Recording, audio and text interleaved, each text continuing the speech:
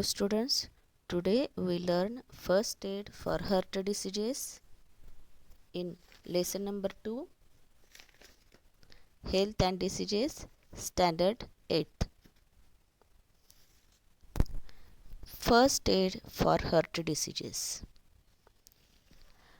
हृदय रोगावरील हार्ट डिसीजेसवरील फर्स्ट एड प्राथमिक उपचार. First call 108 for ambulance.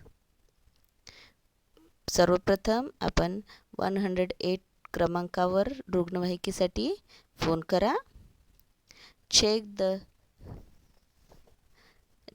the consciousness of patient by shaking the shoulder. Check the consciousness of patient by shaking the shoulder. रुग्णाचे खांदे हलवून तो शुद्धीवर आहे का ते तपासा. Keep the patient laying on the back in horizontal position on hard surface and perform compression only life support.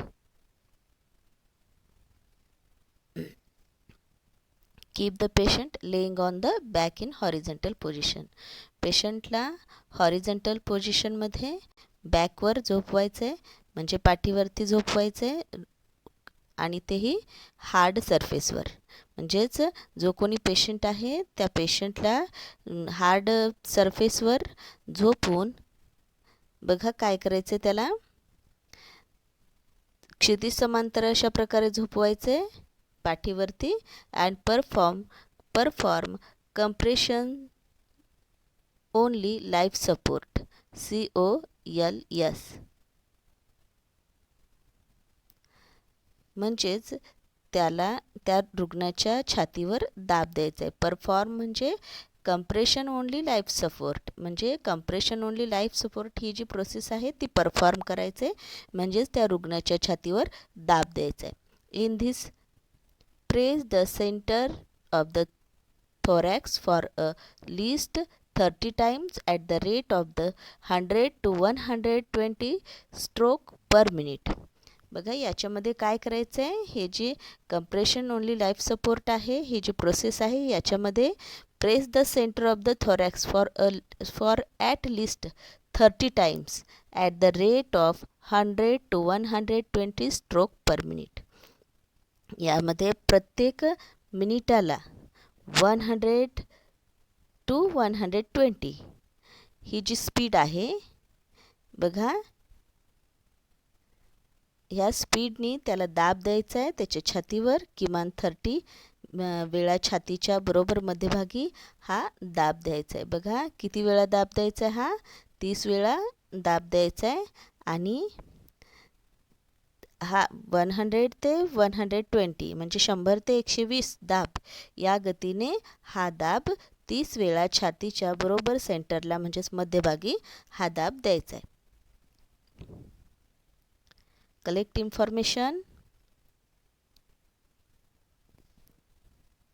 Have you ever seen your grandparents taking the decoction? Discuss about it with them. तुम्ही तुमच्या आजी आजोबांना decoction काढा किंवा अर्क घेताना पाहिले आहे का? Discuss about it with them, त्यांच्याशी याच्याबद्दल चर्चा करा. Collect information from your grandparents about use of aloe vera, turmeric, ginger, garlic as medicines. Information collect करायची आहे फ्रॉम युअर ग्रँडपॅरेंट्स, तुमच्या ग्रँडपॅरेंट्सकडून माहिती मिळवायची आहे. About use of aloe vera, turmeric, ginger, garlic म्हणजे कोरफड, हळद, आले, लसूण यांचा जो वापर आहे, तर औषधी म्हणून यांचा वापर कोणत्या आजारासाठी केला जातो? मेडिसिन्स, औषध म्हणून याचा वापर कशासाठी केला जातो? Internet my friend. Collect the information about different method of treatment like Ayurveda, homeopathy, natural healing, allopathy, Unani. Ayurvedic, homeopathy, बघा निसर्गोपचार, ॲलोपॅथी, युनानी या ज्या वैद्यकीय उपचार पद्धती आहेत त्याविषयी इंटरनेटवरून माहिती मिळवा. Misuse of medicines. मेडिसिन्सचा गैरवापर. Sometimes some people take the medicines without prescription of doctor. बऱ्याच वेळेला बघा कधीकधी आपण डॉक्टरांच्या सल्ल्याशिवाय परस्पर काही व्यक्ती मेडिसिन्स घेतात. Overdose of medicines may affect our body. त्यांचा ओव्हरडोस जर झाला म्हणजेच त्यांचा अतिवापर झाला तर त्याचा आपल्या शरीरावर वाईट परिणाम घडू शकतो. Example, overdose of painkillers may damage nervous system, excretory system, liver. जर पेनकिलरचा ओव्हरडोस झाला, अतिवापर झाला तर आपल्याला आपली नर्वस सिस्टीम, एक्सक्रेटरी सिस्टीम म्हणजे चेतासंस्था, उत्सर्जन संस्था, लिव्हर हे काय होऊ शकतात, डॅमेज होऊ शकतात. Overdose of antibiotics may lead to nausea, stomach ache, dysentery, rash, white patches on tongue etcetera. अँटीबायोटिक्सचा, प्रतिजैविकांचा जर ओव्हरडोस झाला, अतिवापर झाला तर काय होऊ शकतो बघा, मे लीड टू नॉझिया, मळमळ होऊ शकते, स्टमक ॲक पोटदुखी होऊ शकते, डिसेंट्री हागवण लागू शकते, रॅश पुरळ येऊ शकतात, white patches on the tongue जिभेवर पांढरे चट्टे पडतात इत्यादी आपल्याला लक्षणं तयार होतात.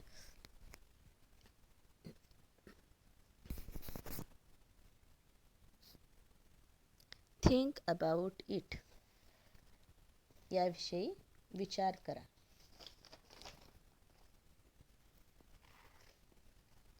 Poor people do not offer the costly medicines.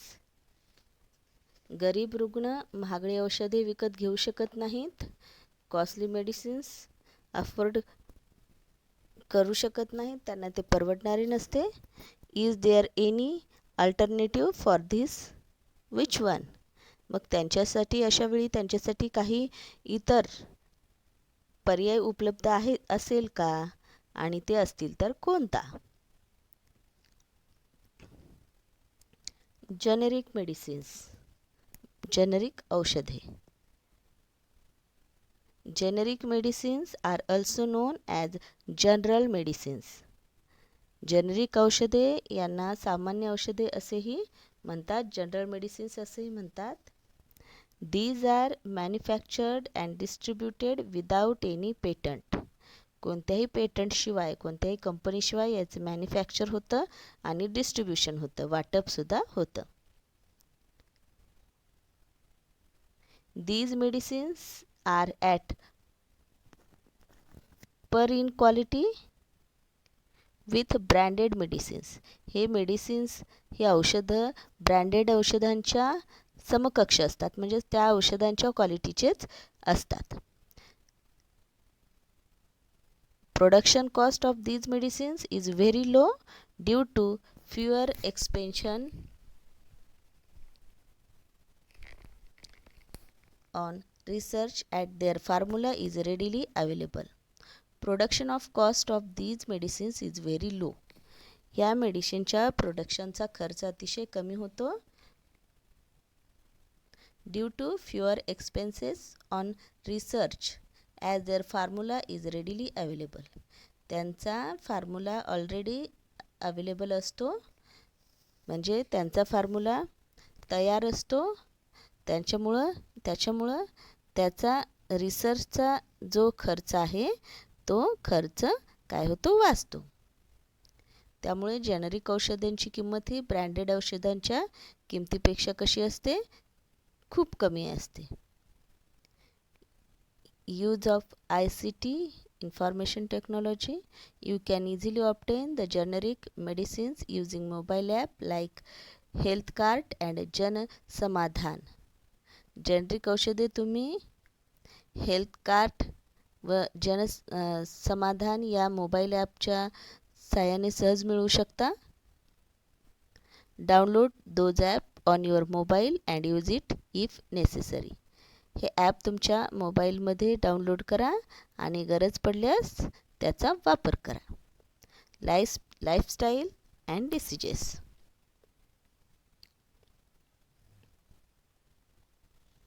जीवनशैली, आपली लाईफस्टाईल आणि आजार.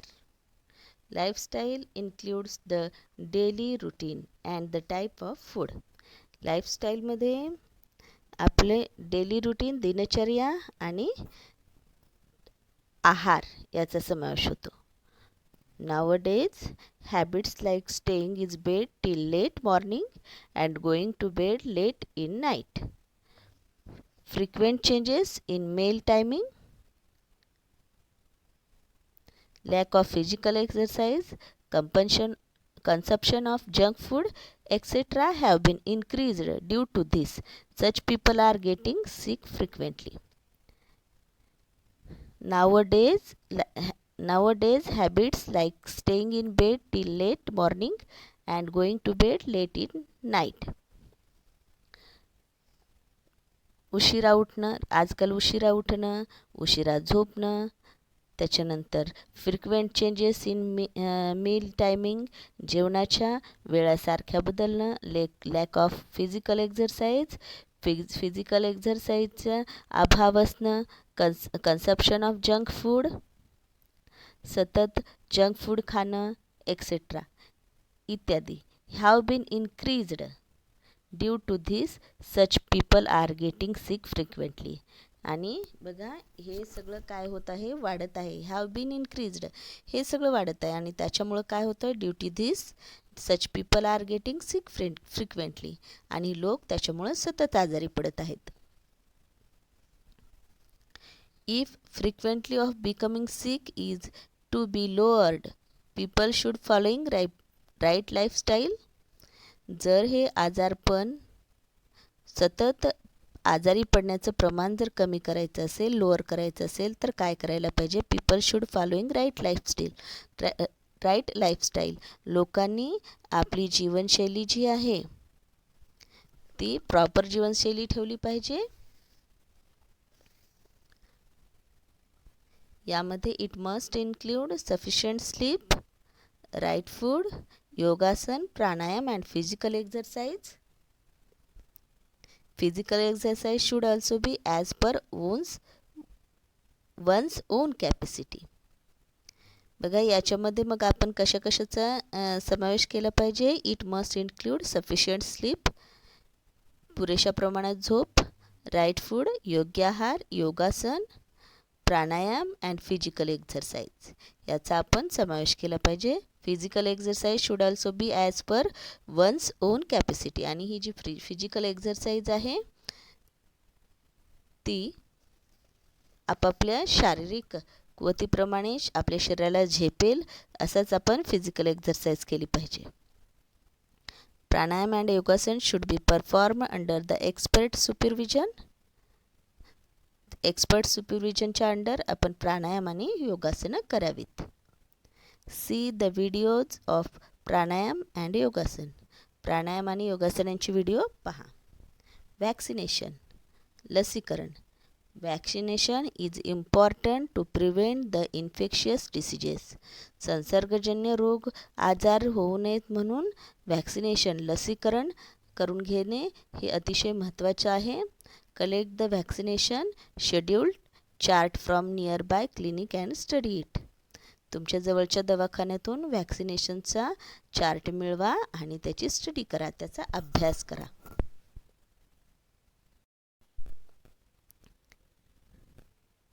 Hello students.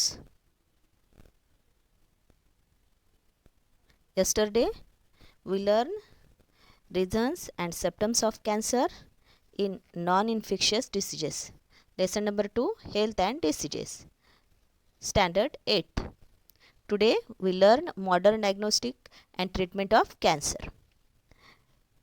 आज आपण कॅन्सरवरील मॉडर्न डायग्नोस्टिक, आधुनिक निदान आणि उपचार, ट्रीटमेंट पाहणार आहेत. Various techniques like CT scan, MRI scan, mammography, biopsy are used in diagnosis of cancer. कॅन्सरचं डायग्नोस्टिक करताना निदान करण्यासाठी कोणत्या कोणत्या मेथड्स टेक्निक्स यूज केल्या जातात बघा, like CT scan, MRI scan, mammography, biopsy. ह्या ज्या टेक्निक्स आहेत, हे जे तंत्र आहे हे वापरले जातात in case of treatment along with conventional methods like chemotherapy, radiation therapy. या कॅन्सरचे ट्रीटमेंटमध्ये काही कन्व्हेन्शनल मेथड वापरले जातात. कन्व्हेन्शनल मेथडचा वापर केला जातो, त्याच्यामध्ये केमोथेरपी आणि रेडिएशन म्हणजे रसायनोपचार आणि किरणोपचार याचा वापर केला जातो. अँड सर्जरी आणि सर्जरीचा पण वापर केला जातो. Modern techniques like robotic and laparoscopic surgery are also followed. आणि मॉडर्न टेक्निकमध्ये आधुनिक तंत्रामध्ये रोबोटिक आणि लॅप्रोस्कोपिक सर्जरीचा या सर्जरी लॅप्रोस्कोपिक सर्जरी ह्या ज्या मेथड्स आहेत, हे जे टेक्निक्स आहेत ते वापरले जातात. Always remember, control diet helps to prevent some types of cancer. आपल्या डाएटवर जर आपण कंट्रोल ठेवलं तर काही प्रकारच्या कर्करोगापासून आपल्याला आपलं संरक्षण होऊ शकतं. Physical exercise along with modern treatment is more beneficial to cure the cancer. Modern ट्रीटमेंटसोबत आधुनिक उपचार पद्धतीसोबतच फिजिकल एक्झरसाइज जर केली, शारीरिक व्यायाम केला तर काय होतं, आपल्याला अधिक फायदा होतो हे कॅन्सर बरा होण्यासाठी. टू क्युअर कॅन्सर, कॅन्सर बरा होण्यासाठी आपल्याला मदत होते. Avoid addiction like tobacco chewing, smoking etcetera. तंबाखू सेवन, धूम्रपान यासारखे हे जे ॲडिक्शन्स आहेत, व्यसन आहेत, या व्यसन आपण काय केले पाहिजेत, अवॉइड केले पाहिजेत, टाळले पाहिजेत. Discuss the control of cancer and prepare poster for the displaying in classroom. कॅन्सरवर प्रतिबंध कसा करावा, discuss the control of cancer, cancer कसा टाळता येईल याच्यावर चर्चा करा. अँड प्रिपेअर पोस्टर तयार करा for the displaying in classroom. आणि क्लासरूममध्ये डिस्प्ले करण्यासाठी हे पोस्टर तयार करायचे, म्हणजे क्लासरूममध्ये ते आपल्याला लावायचे.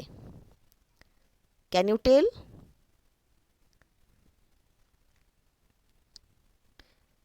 Do you remember any person drinking the sugar free tea और अवॉइडिंग कन्सप्शन ऑफ स्वीट. तुम्हाला अशी एखादी व्यक्ती आठवते का की जी शुगर फ्री टी घेते किंवा मग स्वीट्स अवॉइड करते, गोड पदार्थ टाळते. What may be the possible reason for this. काय कारण असेल यामागे. डायबिटीज, मधुमेह. The hormones insulin produced in the pancreas controls the level of sugar glucose in blood. पॅनक्रीजमध्ये इन्सुलिन नावाचं हार्मोन्स प्रोड्यूस होतं आणि ते काय करतं, ते आपल्या शुगर लेवल म्हणजेच ग्लुकोजचं कंट्रोल करतं. ग्लुकोज इन ब्लडमधील जे ग्लुकोज आहे, ब्लडमधील जे शुगर लेवल आहे ते कंट्रोल करतं. If insulin is secreted is low quantity, जर हे इन्सुलिन स्रवण्याचं प्रमाण जर कमी झालं तर काय होतं, glucose level cannot be controlled. Glucose level control केली जात नाही, कंट्रोल होत नाही, नियंत्रित राहत नाही. This disorder is called as diabetes. आणि याला काय म्हणायचं, डायबिटीज असं म्हणायचं. Symptoms which cannot be ignore. ह्या सिम्पटम्सकडं या लक्षणांकडं दुर्लक्ष करणं योग्य होणार नाही. बघा कोणते सिम्पटम्स आहेत ते. फ्रिक्वेंट युरिनेशन ॲट नाईट, रात्री वारंवार मूत्रविसर्जनाला जाणं. इन्क्रीज्ड ऑबिसिटी और वेट लॉस, वजन वाढणं किंवा एकदम कमी होणं. ह्या गोष्टींकडं, हे जे सिम्पटम्स आहे याच्याकडं दुर्लक्ष करता कामा नये. रिझन्स फॉर डायबिटीज, डायबिटीजची काही रिझन्स आहेत, कारणं आहेत पहा. हेरिडिटी, अनुवंशिकता, म्हणजे अनुवंशिकता म्हणजे आपल्या आजी आजोबांकडून आईवडिलांकडे आलेली आणि आईवडिलांपासून आपल्याकडे आलेली, याला म्हणायचं अनुवंशिकता. ऑबेसिटी, लठ्ठपणा, लेक ऑफ फिजिकल एक्झरसाइज, शारीरिक व्यायामाचा अभाव, मेंटल स्ट्रेस, मानसिक तणाव, याच्यामुळं सुद्धा डायबिटीज होऊ शकतो. प्रिव्हेंटिव्ह मेजर्स, काही प्रतिबंधात्मक उपाय. Following the proper diet, medicines and exercise under the supervision of doctor helps to keep the diabetes under control. Diabetes under control ठेवण्यासाठी मदत होते. बघा कशाची मदत होते. Following the proper diet, medicines, exercise under the supervision of doctor. डॉक्टरच्या सुपरविजनखाली जर आपण प्रॉपर डाएट केला, मेडिसिन्स एक्झरसाइज केली, मेडिसिन्स घेतली, एक्झरसाइज केली, तर हे डायबिटीजवर आपण कंट्रोल करू शकतो. डू यू नो, माहीत आहे का तुम्हाला? India has largest number of diabetes patient in the world. संपूर्ण जगामध्ये भारतात डायबिटीजचे पेशंट जास्त आहेत. At present approximately 7 crore diabetes patient are present in country. सध्या देशामध्ये डायबिटीजचे ॲप्रॉक्सिमेटली 7 करोड पेशंट आहेत, म्हणजे डायबिटीजचे जवळपास 7 करोड पेशंट आढळतात. बघा किती पेशंट आहेत, 7 करोड पेशंट आपल्या भारतामध्ये आहेत डायबिटीजचे. Internet my friend, watch the various videos giving information about diabetes on internet. इंटरनेटवरून डायबिटीजची माहिती देणारे विविध व्हिडिओ पहा. Note important information and present it in the class using MS PowerPoint presentation. आणि हे महत्त्वपूर्ण इम्पॉर्टंट जे इन्फॉर्मेशन आहे त्याची नोंद करा आणि present it in the class using MS PowerPoint presentation. MS PowerPoint प्रेझेंटेशनचा वापर करून क्लासमध्ये त्याचं प्रेझेंटेशन करा. हार्ट डिसीजेस, हृदयविकार. Efficiency of the heart decreases due to decreased blood supply and thereby oxygen and nutrient supply to the heart muscles. Efficiency of the heart decreases. हृदयाची कार्यक्षमता कमी होते. कशामुळे कमी होते पहा. Due to the decreased blood supply and thereby oxygen and nutrient supply to the heart muscles. जर ब्लडचा सप्लाय आपल्या हार्टला कमी झाला, ब्लडचा सप्लाय म्हणजेच ऑक्सिजन आणि त्याच्यामधून होणारा ऑक्सिजन आणि न्यूट्रिएंटचा सप्लाय जर हार्ट मसल्सला कमी झाला तर हार्टची इफिशियन्सी डिक्रीज होते, हार्टची कार्यक्षमता कमी होते. Due to this heart has to perform more work. त्यामुळं हार्टला अधिक काम करावं लागतं. That leads to stress on it. आणि त्याच्यामुळं त्याच्यावर स्ट्रेस येतो, ताण येतो. This may causes heart attack. आणि त्यामुळं हार्ट अटॅक येतो. If someone has heart attack, immediate consultation of doctor and treatment is necessary. एखाद्याला हृदयविकारचा झटका आल्यास त्वरित काय करायचं, डॉक्टरांचा सल्ला घ्यायचा आणि ट्रीटमेंट घेणं आवश्यक आहे. One should not ignore this symptoms. या सिम्पटम्सकडं इग्नोर करून चालणार नाही. पहा कोणते सिम्पटम्स आहेत. सिव्हिअर चेस्ट पेन्स, म्हणजेच गंभीर अशा प्रकारच्या अशा छातीत वेदना होणे. Pains in shoulder, neck and arms. या छातीतील दुखण्यामुळं खांदे, मान, हात दुखणं. क्रॅम्प्स इन हँड, हात आखडणं. अनइझीनेस, अस्वस्थपणा. ट्रेमर्स, थरथरणे. ह्या सिम्पटम्सकडं आपल्याला इग्नोर करून चालणार नाही.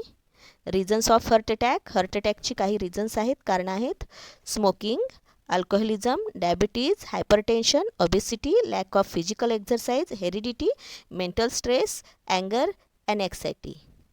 बघा रिझन्स ऑफ अटॅकचे रिझन्स कोणते आहेत. स्मोकिंग, धूम्रपान, अल्कोहोलिझम, म्हणजेच मद्यपान, डायबिटीज, मधुमेह, हायपरटेन्शन, उच्च रक्तदाब, ओबेसिटी, लठ्ठपणा, लॅक ऑफ फिजिकल एक्झरसाईजची कमतरता, हेरिडिटी अनुवंशिकता, मेंटल स्ट्रेस, मानसिक तणाव, अँगर, राग अँड ॲक्सायटी म्हणजेच चिंता, काळजी करणे, ह्या गोष्टी याला अटॅक येण्याला कारणीभूत असतात. Diagnostic and treatment of heart डिसीजेसचे काही इथं डायग्नोस्टिक दिलेले आहेत, निदान दिलेले आहेत आणि ट्रीटमेंट दिलेली आहे. पहा, heart diseases, angioplasty, bypass surgery, open heart surgery, heart transplant म्हणजे हृदय प्रत्यारोपण करणे, इन्स्टॉलेशन ऑफ स्टेंट्स टाकणं, इन्स्टॉलेशन ऑफ पेसमेकर बसवणं.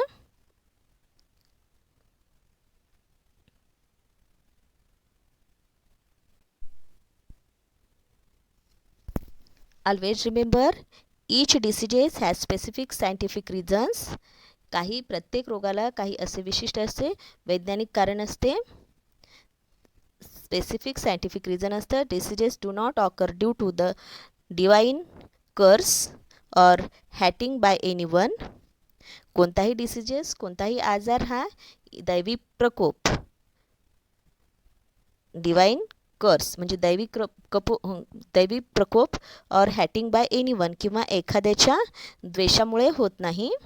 Diseases can be cured by proper medical treatment and not by chanting mantras or performing magic tricks.